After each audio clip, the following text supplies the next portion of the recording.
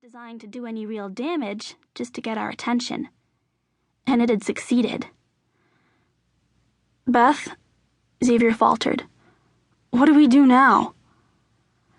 I glanced at the Chevy parked across the street. It would only take us 5 minutes to get down to the water's edge where Father Mel was waiting for us in the chapel. I remembered visiting him along with Gabriel and Ivy when we first arrived in Venus Cove, and although it had never been openly discussed, he had known what we were. The look on his face had told us everything. I found myself thinking that if a man as pious as Father Mel had agreed to marry us, he must believe in our union. It was comforting to know we had at least one ally in our camp. I wrestled internally for a moment before catching sight of an elderly couple sitting on a wooden bench in the square. The man held his wife's hand cupped in his own and smiled to himself as the breeze ruffled his white hair while the sunshine warmed the back of his neck. I wondered how long they'd been together, how much of life's journey they'd shared. It was a glittering afternoon and the birches on the sidewalk twinkled in the sun. I watched a jogger go by, plugged into his iPod, and a little boy making faces at pedestrians through a car window. I may not have been born into this world, but I knew I had earned the right to be here. I was not about to relinquish that right so easily. I took Xavier's face in my hands. "If I recall, you just asked me to marry you." He regarded me uncertainly for a moment, until understanding dawned. Then his face broke into a smile. He grabbed my hand with renewed fervor, and we dashed across to the waiting Chevy. In the back seat lay the academic caps and gowns we had abandoned earlier, but neither of us noticed them now. We didn't speak as Xavier stepped on the gas and the car sped off toward the shoreline. Any doubts we might have had evaporated. Come what may, we were sticking with our plan. St. Mark's was a bluestone chapel built by European colonists just after the Civil War. A wrought iron fence surrounded it and a cobbled path lined with bluebells led to its arched oak doors.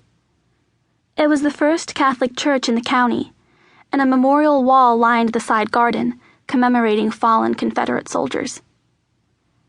St. Mark's meant a lot to Xavier and his family.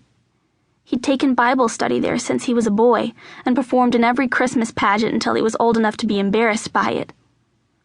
Father Mel knew each of the Woods children personally. In just a few weeks, he was going to marry the eldest daughter, Claire. As her brother, Xavier would stand up as one of the groomsmen. As soon as we stepped through the arched doorway, the bustle of the outside world was completely obliterated. Our footsteps echoed on the red-veined marble of the chapel floor, and stone pillars towered to the domed ceiling above us. A statue of a crucified Christ dominated the nave. His crowned head bent, but his eyes turned heavenward. Mosaic portraits of martyred saints stared down at us from the ceiling. A muted gold light filled the chapel, gliding off the golden tabernacle that held the consecrated hosts. On the walls, paintings of the 14 stations of the cross hung in heavy carved frames. The pews were polished redwood, and the smell of incense permeated the air. The stained glass window above the altar depicted a golden-haired Gabriel, stern-faced and red-robed as he delivered his message to a bewildered kneeling Mary. It was strange seeing an artist's interpretation of my archangel brother. The real Gabriel was so beautiful and formidable that his likeness could never truly be captured. Still, the colors rippled, bringing the figures to life before our eyes. Xavier and I stopped at the entrance to dip our fingers in the font of holy water, crossing ourselves in tandem. A soft rustling of fabric preceded Father Mel's appearance. When he emerged, he was wearing full vestments that brushed the floor with a swishing sound when he walked down the carpeted steps to greet us. He was a balding man with twinkling eyes and didn't look surprised to see us. He embraced Xavier warmly and then folded my hand in his as if we were old acquaintances.